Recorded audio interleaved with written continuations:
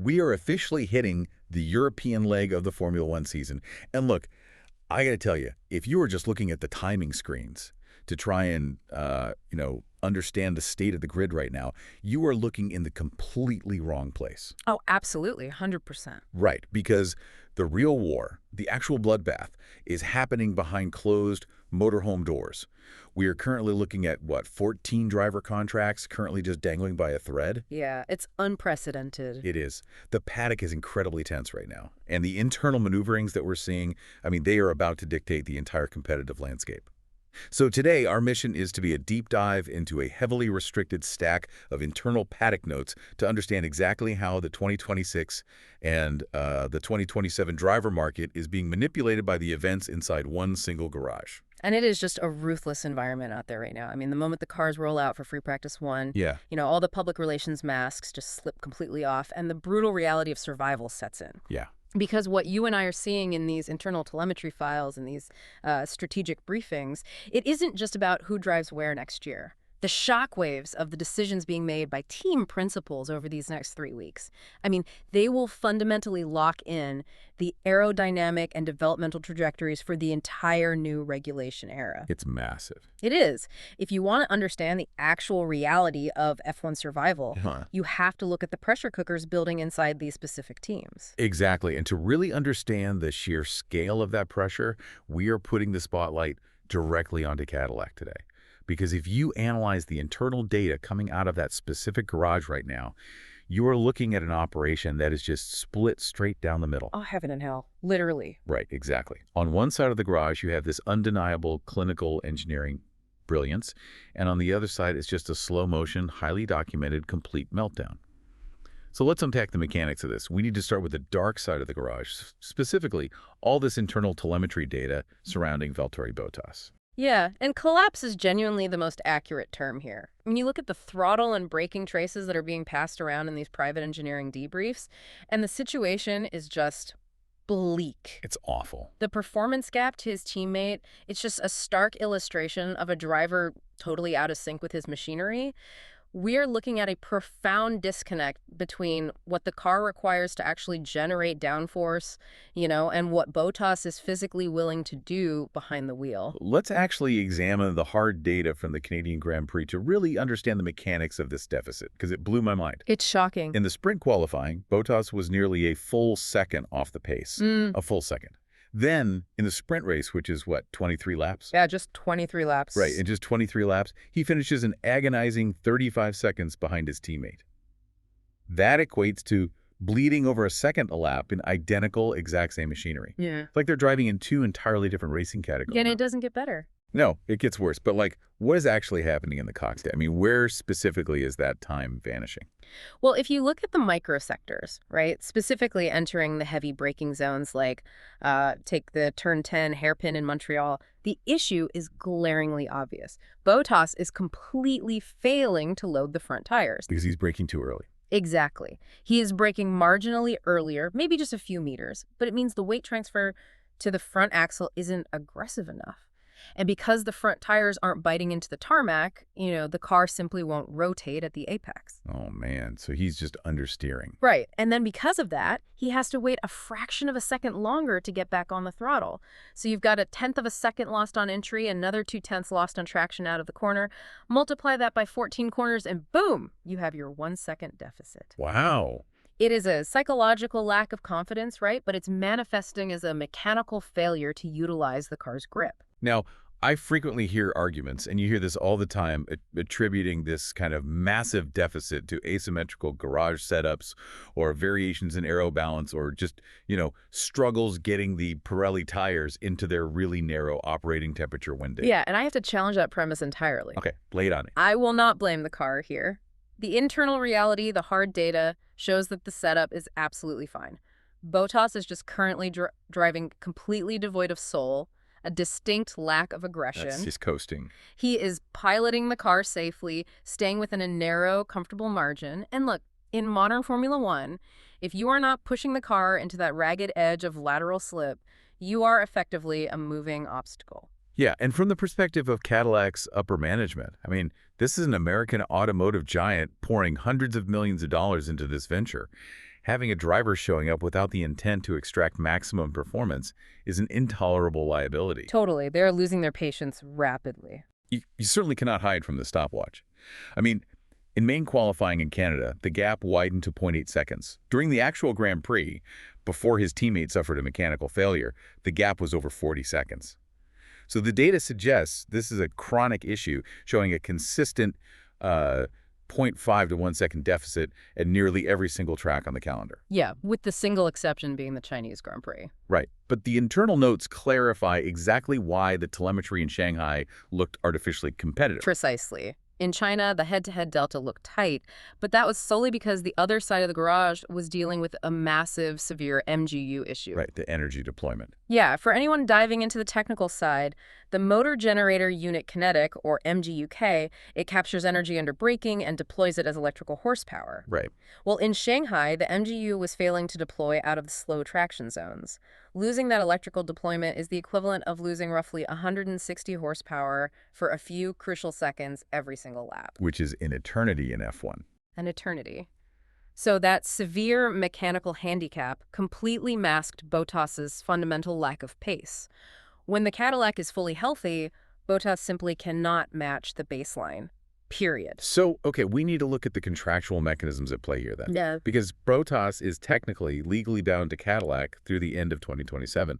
So how does a team navigate a multi-year agreement when the engineering data screams that a change is immediately necessary? Listen, in Formula One, a multi-year contract is basically wet paper if the stopwatch says you're slow. Right, it means nothing. Nothing. These contracts heavily favor the team if they construct the performance clauses correctly. And Cadillac is currently internally prepping the legal mechanisms, likely huge severance packages or triggering specific performance deficit clauses to just break that contract early. They're severing it. They are not waiting for 2027. The internal timeline suggests the next few European rounds are a strict do-or-die ultimatum. If the telemetry doesn't radically improve, the legal team will execute the buyout. Which naturally bridges us into Cadillac's ruthless contingency planning. If Bottas is a dead man walking, who takes the wheel?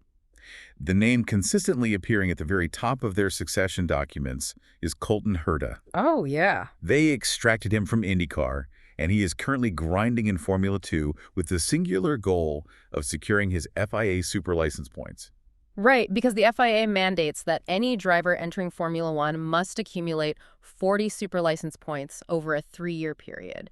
And because the FIA, they weight American series like IndyCar much lower than European feeder series, Herta was mathematically short. Yeah, it's such a flawed system. It is, but he has to finish in a very specific position in the F2 championship to cross that 40-point threshold. Now, Cadillac's original blueprint was this nice long-term grooming process, but the current data deficit from Bottas has radically accelerated their timeline. But I got to push back hard here. Okay. Mathematically and strategically, does throwing a rookie into a mid-season F1 development war actually yield better results? Yes, absolutely. But wait, we are talking about an American driver fighting just to get the legal right to drive the car. Is putting an unproven rookie into a highly complex mid-season aerodynamic development cycle genuinely a sound engineering decision compared to just keeping a struggling veteran? It 100% is, and here is the brutal engineering logic behind it. When a team brings an aerodynamic upgrade to the track, say a new floor or a heavily revised front wing, they need the driver to push the car to its absolute physical limit to see if the downforce generated on track correlates with the numbers they saw in the wind tunnel. Okay, I follow you. Right, well, Bottas is driving so far below the limit that his telemetry is essentially useless to the aerodynamicist. Wow. He isn't generating the cornering speeds required to actually test the new parts. A hungry rookie with something to prove, yeah, he will make mistakes and he will probably crash the car, but he will push that car to its actual limit. I see. That aggressive limit testing data is infinitely more valuable to an engineering team trying to build a 2026 championship contender than the safe, completely useless, slow data of a veteran who has mentally checked out. Okay, that makes the engineering perspective so much clearer. Bad data actively corrupts the entire development pipeline. Exactly. But what happens if Herta suffers a string of DNFs in Formula 2 and completely misses that 40-point super license threshold? Then the situation becomes incredibly volatile. If Herta misses the mathematical requirement and Cadillac still executes the exit clause on Bottas, which they likely will, They will be forced to rip a driver right out of the open market mid-season.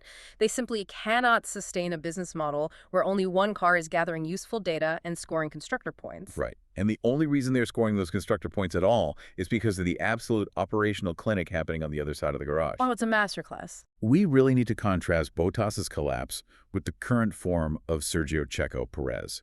The internal data clearly shows he is the foundational pillar, single-handedly holding this team's position in the standings. The contrast is genuinely staggering. You analyze Checo's telemetry right now, and you see a driver who has been completely reborn after his grueling, psychologically punishing tenure at Red Bull. He looked broken a couple of years ago. He really did. At Red Bull, he was forced to survive in an engineering ecosystem built entirely around Max Verstappen's preference for a hypersensitive, pointy front end, which inherently destabilized Checo's natural driving style. But at Cadillac, he is operating in an environment tailored exactly to his strengths. Right, unconditional backing. Exactly. The car has a more predictable rear end, and as a result, he is driving liberated, enriched, and with immense aggression. When a driver feels backed by a project rather than just surviving in someone else's shadow, they unlock a totally different tier of performance. And I am just fascinated by the mechanics of how he extracts that pace. He is single-handedly masking the technical limitations of this Cadillac, dragging a car into points-paying positions that, based on raw downforce numbers, it has no logical right to be in. How exactly is he doing that? It comes down to his legendary traits that are just fully activated right now. Mostly his elite management of the Pirelli tires, specifically how he handles thermal degradation. Right, the tire whispering. Yeah, because the surface of an F1 tire needs to operate within a very specific temperature window. When a car lacks overall downforce, like the Cadillac sometimes does, it tends to slide laterally through the corners. Just scrubbing the tires. Exactly. That microsliding generates immense friction, which spikes the tire temperatures and literally destroys the rubber. But Checo's throttle application is incredibly linear. He operates his right foot almost like a human traction control system, minimizing wheel spin on corner exit. That's incredible. He keeps the lateral load so incredibly smooth, which keeps the tire temperatures stable. So while other drivers are breathing up their tires fighting a lack of grip, Checo preserves the structural integrity of the rubber. That allows him to maintain a highly consistent lap time incredibly deep into a stint. Which explains the Sunday race pace beautifully. I mean, Cadillac initially brought Bottas in for veteran stability while the team matured, but Checo has seized total control. He is the undisputed captain. The internal structure of the team, from engineering debriefs to aero development paths, is entirely centered on him. Which creates a fascinating tactical problem for the rest of the grid. Because Checo is maximizing the car's potential so massively and delivering such high-fidelity engineering feedback, he has suddenly become the most dangerous, highly coveted asset in the 2026 and 2027 driver market. The feeding frenzy has begun. Oh, big time. After just 5 races into the European leg, rival teams are aggressively circling. Yeah, the paddock notes detail aggressive maneuvering from 3 specific entities. First, you've got Audi. They are transitioning into a full works team. Nico Hülkenberg's contract is expiring this year, and they desperately need a proven race winner to legitimize their entry and, lead their development. Just imagine Checo leading Audi's entry. Yeah, but you also have Williams hunting for upgrades. They have authorized massive capital expenditure, but their recent on-track form has been deeply disappointing. They require a driver who guarantees high-level correlation between the simulator and the actual track. Right. And then there is Toyota Haas, aiming to leverage their massive new growth phase. They all want the Perez pack, right? It's the complete package. Yeah. Elite speed, unparalleled technical development feedback, and of course his massive commercial gravity that brings crucial sponsorship revenue. Yeah. From a career perspective, leading a massive works project like Audi just seems like a highly logical progression for him. I am going to violently shoot that idea down right now. Real.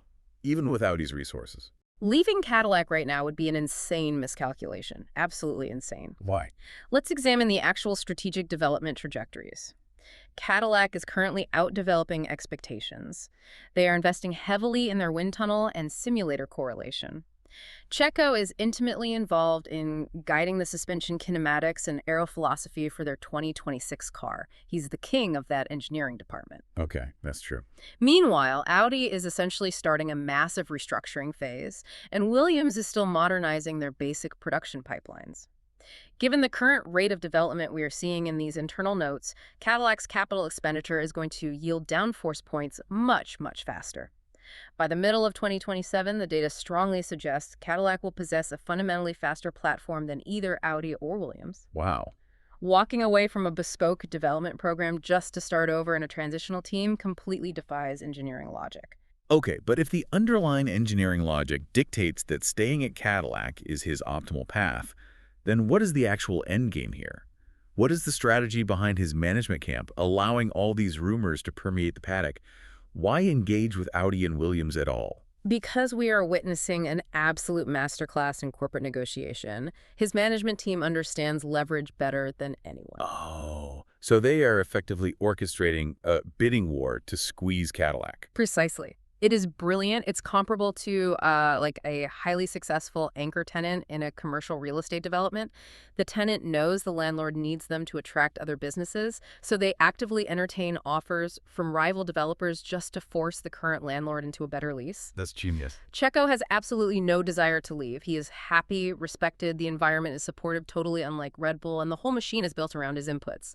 However, his management knows Cadillac is deeply, deeply vulnerable right now due to the complete performance void on the other side of the garage with BOTTAS. They are weaponizing Cadillac's fear of having zero reliable drivers. Exactly. The strategy outlined in these internal notes is clear.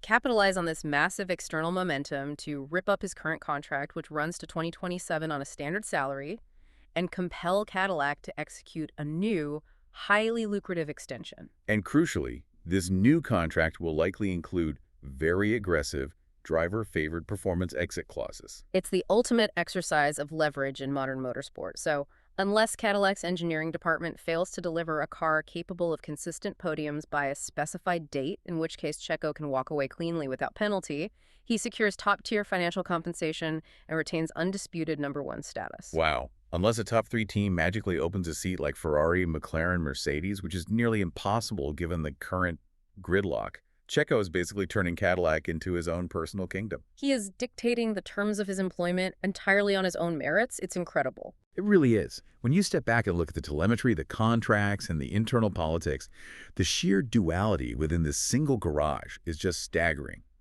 On one side, you have Sergio Pérez orchestrating a career-defining masterclass.